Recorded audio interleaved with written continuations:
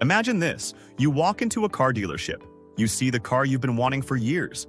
It looks perfect, clean interior, smooth design, new car smell. And then you look at the price, $38,000. Suddenly, the excitement turns into a question. Should I buy it or should I lease it? The salesperson smiles and says, "Don't worry, the lease payment is only $399 a month." And suddenly, that $38,000 car doesn't feel like a $38,000 decision anymore. It feels like a $399 decision. But here's the problem. A monthly payment can make an expensive decision look cheap, and that's exactly why so many people make the wrong choice. Today, we're going to answer one simple question. When it comes to buying versus leasing a car, which one actually saves you more money? And the answer might surprise you.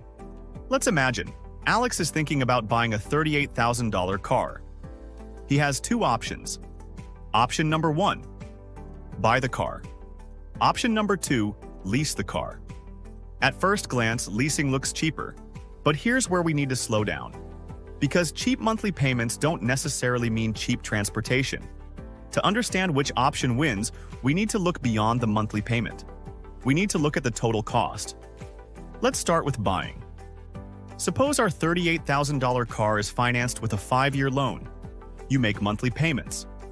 And at the end of those 5 years, something important happens. The payments stop, but the car is still yours. That's one of the biggest advantages of buying. Eventually, you own the vehicle outright. You can keep driving it, you can sell it, you can trade it in, or you can keep it for another 5, 6, or even 10 years. And that's where buying can become extremely powerful financially. Because once the loan is gone, the car can keep working for you without another monthly car payment.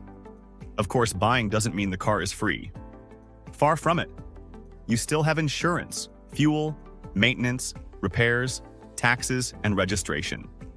And there's another cost most people forget: depreciation. The moment you drive a new car away from the dealership, its value can drop significantly. And over the next several years, that value continues to decline. So, when you buy a car, you're not just paying for the car, you're also absorbing the cost of its declining value. But there's an important difference. You still own the asset. Now let's try leasing. The salesperson says, "Why spend $38,000 when you can drive the same car for around $399 a month?" Sounds great, right? You pay a down payment and monthly lease payments. You drive the car for perhaps 3 years. And then, you give it back. That's the fundamental difference. When you lease, you're generally paying for the portion of the car's value that you use during the lease term, plus financing charges, fees, taxes, and other costs. You're not buying the entire car. You're essentially paying to use it for a specific period, and that can make the monthly payment lower. But lower doesn't automatically mean better. Leasing comes with rules. For example, your contract may limit you to a certain number of miles each year. Maybe 10,000, maybe 12,000, maybe 15,000. Go significantly over that limit, and you could face additional charges. Then there's wear and tear. A few small scratches may be fine. But significant damage can cost you when the lease ends. And then there are fees, acquisition fees, disposition fees, taxes, registration, potential early termination costs. And depending on the contract, other charges. Suddenly, that $399 monthly payment doesn't tell the whole story. Let's make this real. Imagine the car costs $38,000. You keep it for 3 years. With buying, you've made payments toward owning the vehicle. At the end of those 3 years, you still have a car that has some resale value. Let's say the vehicle is worth around $25,000 at that point. That's an asset you can sell or trade. Now look at leasing. You've made 3 years of lease payments. And at the end, you typically return the vehicle. You don't walk away with a $25,000 asset. And this is where people often get confused.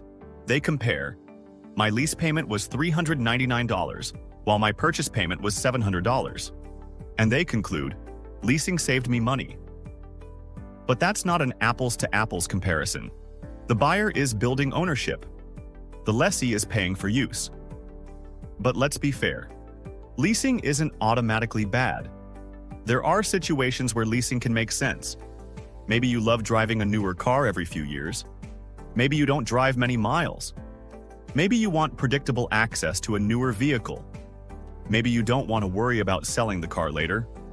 Or maybe a particular lease deal has unusually attractive terms. For some people, those benefits are worth paying for. The important thing is understanding what you're paying for. You're not necessarily choosing between a cheap car and an expensive car. You're choosing between ownership and temporary use. And here's the biggest mistake I want you to avoid. Never choose a car based only on the monthly payment. A salesperson can make almost any car look affordable by extending the loan term or adjusting the upfront payment. Instead, ask, what is my total cost over the entire period I'm planning to keep this car? That one question can completely change the decision. Now you're thinking like a financially smart buyer. Here's where buying usually gets more interesting. Imagine you buy a reliable car and keep it for 8 or 10 years. Your loan might last 5 years. After that, no car payment. You simply keep driving. Meanwhile, someone who leases every 3 years may continuously start another lease. New contract, new upfront costs, new monthly payments, and the cycle begins again. This is why keeping a reliable car for a long time can be one of the simplest ways to reduce transportation costs. Not because the car never costs you money, but because you stop paying for the expensive part of the ownership cycle over and over again. There's one more thing we need to consider: opportunity cost. If you spend $38,000 buying a car with cash, that money can't be invested somewhere else. If you finance the car, you pay interest. If you lease, you may keep more cash available. So the financially smartest choice isn't always simply buy. It depends on the numbers, your interest rate, your lease terms, your mileage, how long you keep cars, the vehicle's expected depreciation, and what you could do with your money instead. So here's a simple rule. If your goal is long-term ownership and lower transportation costs over many years, buying and keeping a reliable vehicle for a long time often has the advantage. If your priority is driving a newer vehicle every few years, predictable short-term use, and convenience, leasing may be worth considering. But before signing anything, do the math. Not the dealership's math, your math.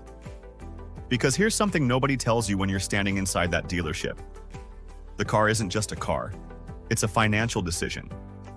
And a $40,000 mistake doesn't stay a $40,000 mistake.